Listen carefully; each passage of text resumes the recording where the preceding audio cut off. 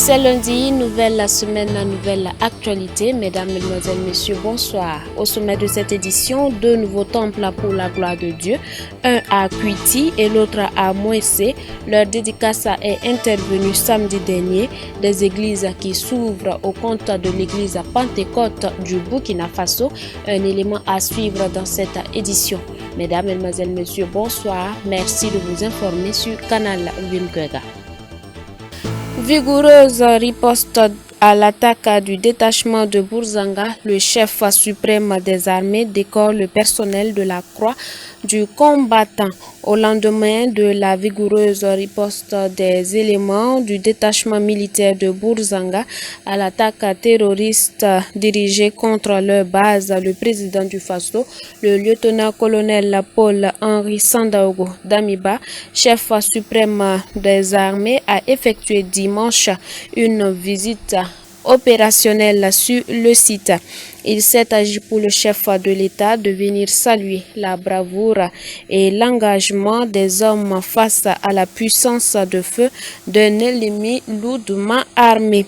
Dans son adresse au vaillant personnel du détachement de Bourzanga, le chef de l'État a félicité et encouragé les éléments tout en invitant l'ensemble des forces de défense et de sécurité à suivre le bel exemple des hommes du lieutenant Assoumani Berogo. Il a rendu un vibrant hommage aux vaillants combattants tombés sur le champ d'honneur pour la défense de la patrie. À l'issue de son message, tout le personnel du détachement a été décoré à travers 5 éléments qui ont reçu symboliquement la médaille de la croix du combattant. C'est très réconfortant de voir son Excellence, Monsieur le Président, ici pour nous encourager, parce que ça permet aussi aux hommes de savoir que devant les gens sont avec eux. La plus grande autorité est de cœur avec eux. Donc ça rehausse le niveau et ça leur donne encore le courage pour continuer le combat. Le message que j'ai d'abord, c'est prier pour le repos des hommes que j'ai perdus, les 5 que j'ai perdus lors de l'attaque. Souhaiter un prompt rétablissement aux blessés. Le message pour mes hommes qui sont là, je leur dis simplement de continuer sur la même lancée, parce que c'est déjà une bonne lancée. Ce matin, après la victoire engagée hier, nous avons reçu donc nos autorités, principalement le chef de l'État, chef suprême des armées. Son message qu'il nous a donné nous permet encore d'être opérationnel sur le terrain. Et sa visite également nous permet d'engranger des victoires et d'être opérationnel. Je vous l'annonçais en titre, deux nouveaux temples pour la gloire de Dieu, un à Kuiti et l'autre à Moessé. Leur dédicace est intervenue ce samedi 21 mai 2022. L'église de Pentecôte du Burkina Faso se réjouit de la naissance de ces deux nouveaux temples. Le reportage avec Moïse Kinda, Abibalaya Bourema. L'église de Pentecôte Burkina Faso a dédicacé ce samedi 21 mai 2022 deux nouveaux temples à la gloire du Seigneur. Le premier temple, c'est à Kuiti, un village situé dans les encablures de Koubri. L'église a été entièrement construite par un fidèle dont sa prière a été exaucée. Parce que ça fait un bon moment. Les prières ont continué, et Dieu a touché cette personne et le Seigneur par son truchement a réalisé cela. Que c'est l'œuvre de Dieu, ce n'est pas l'œuvre d'un humain, c'est Dieu lui-même qui a fait cela. Après Kuiti, direction Moïse pour l'inauguration du deuxième temple. Là-bas également, l'église a été entièrement construite par un fidèle, signe de reconnaissance pour ce que Dieu a fait dans sa vie. Le pasteur de cette église ne cache pas sa satisfaction. La joie est vraiment immense parce que vous voyez ce que Dieu a fait pour nous. Ça dépasse notre entendement. Et les mots nous manquent vraiment pour dire toutes ces reconnaissances à Dieu. Le président de l'église de Pentecôte au Burkina Faso affirme que la construction de ces deux temples, c'est la manifestation de la grâce de Dieu. Véritablement, c'est la manifestation de la grâce du Seigneur. Depuis longtemps, on priait. Quand vous regardez ce temple-là, quand les prières s'activaient ici, une personne est venue, Dieu a exaucé sa prière et il a dit de me dire que lui il veut construire un temple en remplacement du temple en Banco qu'on avait. Je suis venu un vendredi après-midi faire la cérémonie de coup de bêche et lui donner la latitude de continuer. Et il a fini de construire le temple, tout fini, nous remettre les clés, on avait fait la dédicace. Aujourd'hui, ça fait quelques mois, une autre personne est venue, il a vu le vieux qui a prié pour lui et véritablement le Seigneur a répondu. Et cette personne, en venant ici, a dit non, le temple ne suffit plus, la capacité ne suffit plus d'accueillir les fidèles. Donc je vais faire quelque chose de plus large, plus vaste, plus grand. Et véritablement, voilà ce que le Seigneur s'est servi de lui pour faire ici. C'est la même chose à Kouti où on a dédié. C'est une personne qui a été touchée et la personne a investi pour construire le temple pour le lieu de prière pour la gloire de Dieu. Et la personne a même ajouté un forage. Donc c'est la manifestation de la grâce de Dieu. Dieu a des personnes qu'il se sert pour pouvoir accomplir son dessein. Comme il a dit, je bâtirai mon église. C'est une réalité. C'est une réalité. Donc que le monde visible sache que Jésus est la vérité et ce qu'il a dit là, il le fait toujours. La dédicace de ces deux temples a connu également la participation du représentant de l'exécutif international de l'église de Pentecôte.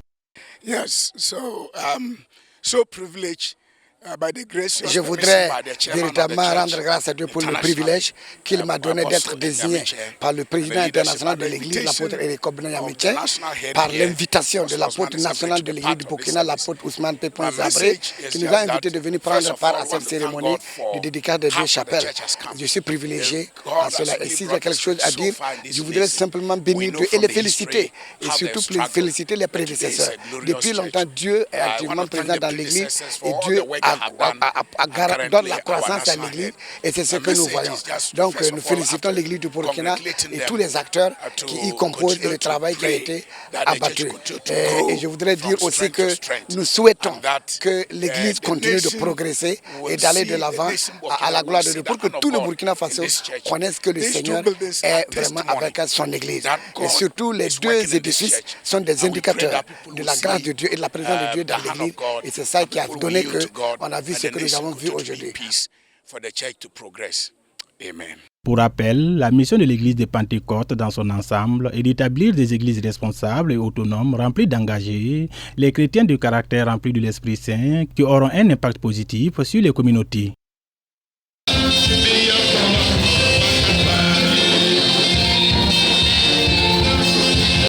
Nous parlons œuvre musicale dans cette édition, un nouvel album dans la sphère de la musique chrétienne. C'est une œuvre de la chorale féminine de l'église évangélique Baptiste Sinaï. Composée de 8 titres, la dédicace de cet album est intervenue ce dimanche 22 mai 2022 au sein de l'église située dans le quartier Goudré de la ville de Ouagadougou. Un reportage de Soré Delwende, Abibalay Bourema.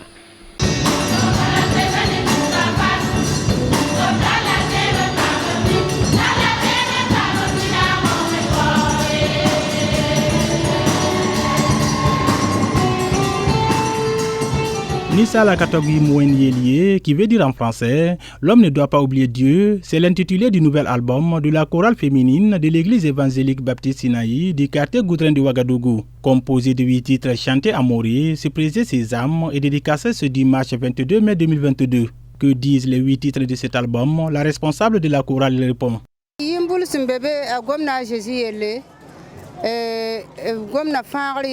Ce soir, nous avons une grande joie de vous montrer l'œuvre que le Seigneur nous a permis de faire sortir aujourd'hui pour évangéliser. Donc c'est dû à ça, l'Éternel a dit que si lui il vous fait du bien, pour ne pas vouloir être ingrat, nous sommes restés là pour rendre grâce à Dieu pour cette bienfaisance. Parce que cet album a été une centre d'évangélisation pour beaucoup de personnes qui ne connaissent pas Jésus. Parce qu'on a eu à titrer 8 titres qui parlent, viens et vois, et bien seul Jésus sauve. Toute personne qui a des fardeaux chargés, venez en Jésus, vous aurez la paix et le bonheur en Jésus-Christ. En grosso modo, c'est ce qu'on a eu à résumer.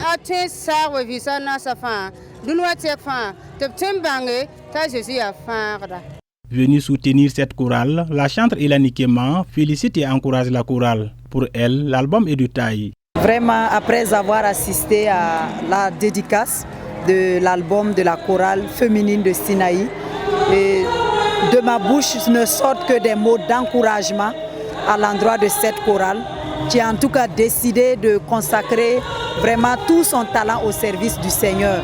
et à écouter les 8 titres, nous avons entendu des chants d'encouragement, d'exhortation, des chants d'adoration. Et vraiment, nous sommes réjouis pour l'œuvre qui a été abattue. Donc nous sommes dans la joie et vraiment nous encourageons cette chorale. Et aussi nous avons l'assurance que le Dieu qui a commencé cette œuvre merveilleuse, voilà, conduira cette chorale jusqu'au bout. Donc vraiment c'est pour dire que nous sommes dans la joie, que toute la gloire revienne au Seigneur pour la vie de cette chorale. Le pasteur principal de l'église évangélique baptiste Sinaï félicite et encourage la chorale. Il affirme que cet album va contribuer à amener de nombreuses âmes en Christ. L'album nous dit que nous devons venir au Seigneur pour avoir la vie. Voilà. Et encore, il dit que nous avons aussi un ami qui est ce Jésus-là. Et quand nous sommes en ce Jésus-là, nous avons donc la victoire. Et nous avons tout. Donc Jésus est vraiment notre sauveur. Et c'est par lui que nous avons aussi la vie.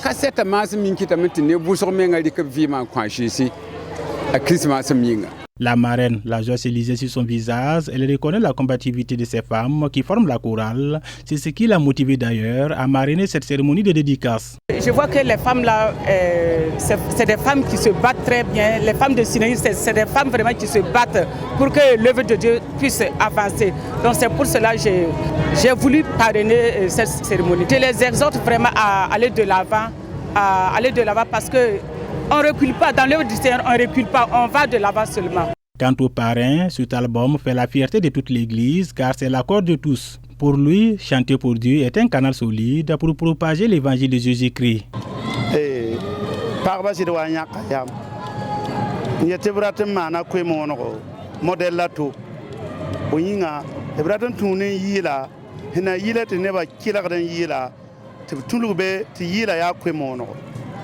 Ton mi kamenti parba han tarsa aya yam song et karsanda masakame.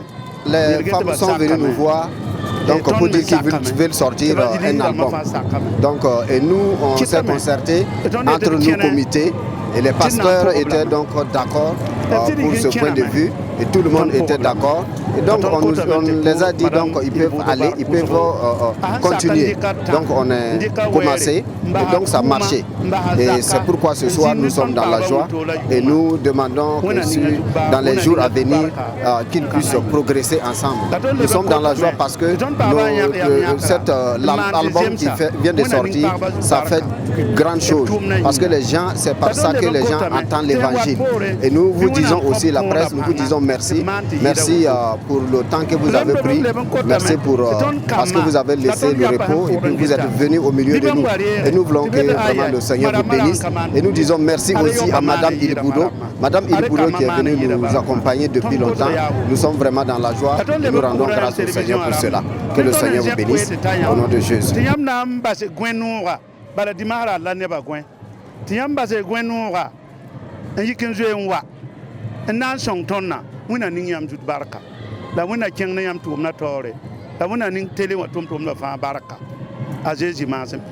Cet album qui interpelle l'homme à ne pas oublier Dieu dans sa vie est la troisième œuvre de la chorale féminine de l'église évangélique baptiste Sinaï.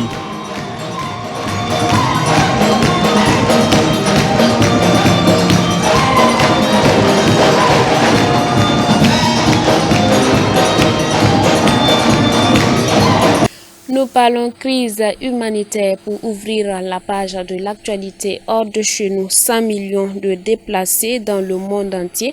Le Haut Commissariat des Nations Unies pour les réfugiés a publié ce chiffre évoquant un record qui n'aurait jamais dû être atteint. 100 millions, soit l'équivalent ou presque de toute la population égyptienne. C'est le nombre de personnes qui ont dû fuir leur foyer pour cause de conflits, persécutions, violences ou violations des droits humains. Un record qui n'aurait jamais dû être franchi, selon le Haut Commissariat des Nations Unies pour les réfugiés. L'agence onusienne juge ce nouveau chiffre saisissant, alarmant et source de réflexion. D'après le Haut Commissariat, la guerre en Ukraine et ses 14 millions de déplacés internes et à l'étranger a eu un impact très significatif. Mais la situation était déjà grave en 2021 avec 90 millions de personnes déracinées au vu de vagues de violence dans plusieurs pays du monde. L'Afghanistan, le Burkina Faso, la Birmanie, le Nigeria, l'Éthiopie ou encore la République démocratique du Congo sont cités. Si l'organisation internationale félicite l'élan de solidarité mondiale en faveur de l'Ukraine, l'agence rappelle que la réaction aurait dû être la même pour toutes les crises et que cela demeure un palliatif, non un remède. En plus des conflits, la question du changement climatique inquiète. Il y a quelques jours, l'Organisation internationale pour les migrations a révélé qu'en 2021, parmi les 59 millions de personnes forcées de se déplacer à l'intérieur de leur pays, quelques 24 millions ont dû le faire en raison d'événements météorologiques catastrophiques tels que des inondations, tempêtes et cyclones.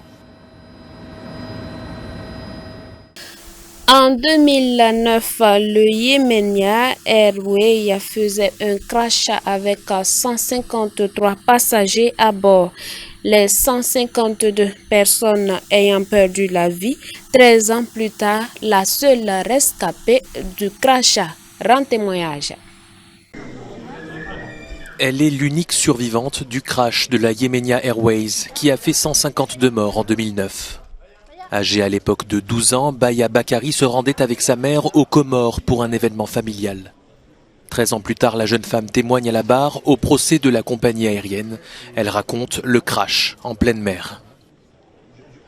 Je sens l'avion qui commence à descendre et je commence à sentir des turbulences, mais personne ne réagit plus que ça, donc je me dis que ça doit être normal. Puis je sens comme une décharge électrique dans tout mon corps, j'ai un trou noir entre le moment où j'étais assise dans l'avion et le moment où je me retrouve dans l'eau. Je prends conscience de voix qui appellent à l'aide en comorien. Je crie, mais un peu sans espoir, parce que je réalise bien qu'il n'y a que la mer autour de moi et que je ne vois personne. La jeune femme raconte s'être endormie, agrippée à un débris d'avion. À son réveil, la côte est visible, mais la mer est agitée. Je ne voyais pas comment j'allais m'en sortir. Je voyais un avion passer au-dessus de moi, mais j'étais pas sûre qu'il m'avait repéré. J'ai trouvé le temps très très long. Finalement rapatriée en France, Baya a été hospitalisée une vingtaine de jours pour soigner de multiples fractures et un pneumothorax. Outre les blessures physiques, la perte de sa mère est pour elle le plus dur à surmonter. Depuis le début du procès, le banc des prévenus est vide. Les représentants de la compagnie ne sont pas présents à cause de la guerre qui fait rage au Yémen, d'après les avocats de la défense. Nous parlons de guerre en Ukraine, crime de guerre, la prison à vie pour un soldat russe jugé en Ukraine pour le meurtre d'un civil ukrainien.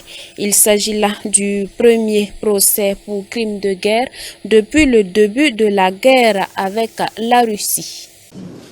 La tête baissée dans un box de verre, Vadim Chichimarine écoute la sentence, la prison à perpétuité. Le jeune soldat russe, 21 ans, est le premier militaire jugé pour crime de guerre depuis l'invasion de l'Ukraine par la Russie. Au cours de son procès à Kiev, il a reconnu avoir abattu un civil ukrainien et a demandé pardon à sa veuve. Il a dit avoir agi sous la pression d'un autre soldat alors qu'il tentait de fuir vers la Russie. Son avocat va faire appel. Tout d'abord, le verdict n'est pas encore entré en vigueur. Le fait que je me prépare à faire appel signifie bien sûr que je pense qu'il a été adopté avec des violations. Avant l'audience, le Kremlin s'était déclaré inquiet pour le sort du soldat russe, expliquant ne pas pouvoir lui porter assistance sur place en raison de l'absence de représentation diplomatique. Malheureusement, nous n'avons pas la possibilité de protéger ses intérêts sur place. Il n'y a pratiquement aucune activité des agences russes à l'étranger. Cela ne veut pas dire que nous n'allons pas essayer par d'autres canaux. Le sort de chaque citoyen russe a pour nous une importance capitale.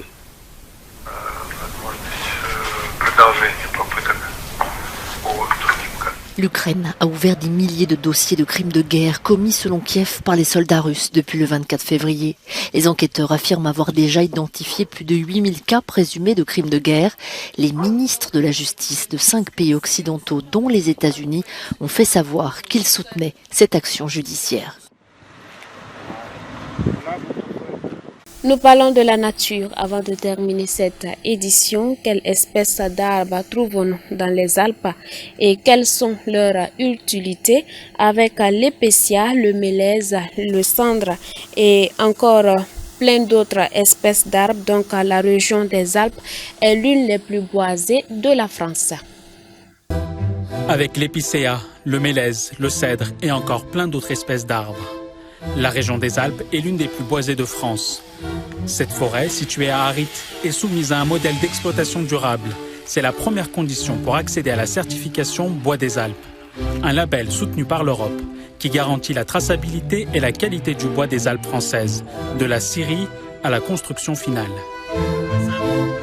Donc là, on fait une coupe de jardinage où on n'enlève que les gros pour laisser la place aux plus jeunes qui permettent de se développer et de renouveler la forêt naturellement. Et la certification Bois des Alpes nous permet de fournir la filière locale avec les scieurs en locaux et garder le bois dans un circuit court. Il y a 14 ans, la filière bois local devait faire face à des bois plus compétitifs en provenance des pays comme l'Allemagne, l'Autriche et d'autres régions d'Europe. Face à ce problème, l'ensemble de la filière s'est mobilisé en 2011 pour créer la certification Bois des Alpes. Le projet est soutenu par la politique de cohésion de l'Union européenne à hauteur de 40,7% du budget total, soit près de 326 000 €. Aujourd'hui, il existe 94 sites où les consommateurs peuvent acheter du bois certifié Bois des Alpes et 67 entreprises associées au label. Parmi elles, cet atelier situé dans la petite commune de Le Chérène. Son directeur est fier de pouvoir garantir l'origine des poutres et charpentes utilisées pour chaque commande. Mais quelle est la différence entre un Bois des Alpes certifié et les autres bois? En fait, le Bois des Alpes, c'est une certification. C'est du bois local, mais avec tout un cahier des charges techniques. Il faut qu'il soit sec, il faut qu'il soit de qualité, il faut qu'il soit préparé et travaillé dans la région. Donc, ce n'est pas juste que l'arbre a poussé dans l'arc alpin. C'est aussi que tout le cycle, toute la traçabilité est gérée dans les Alpes. Près de 160 bâtiments publics ou privés de la région ont bénéficié de la certification, comme cette résidence près de Grenoble. Pour son architecte, le label permet non seulement de réduire les émissions de CO2, mais aussi de garantir l'approvisionnement.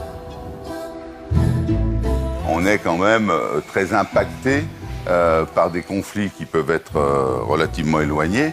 Et si on n'a pas de dépendance, on a aussi l'absolue certitude d'être approvisionné. Alors par rapport à la problématique du CO2, le choix initial de prendre du bois est déjà un acte fort. C'est-à-dire qu'on a très peu de transport sur nos bois.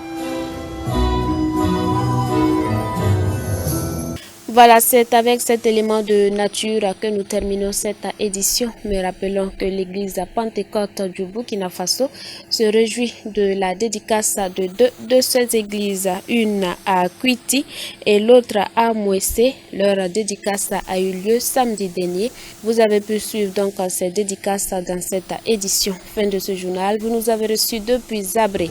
Bonsoir chez vous, demeurez bénis en Christ Jésus. Xavier Ouedraogo a réalisé cette édition.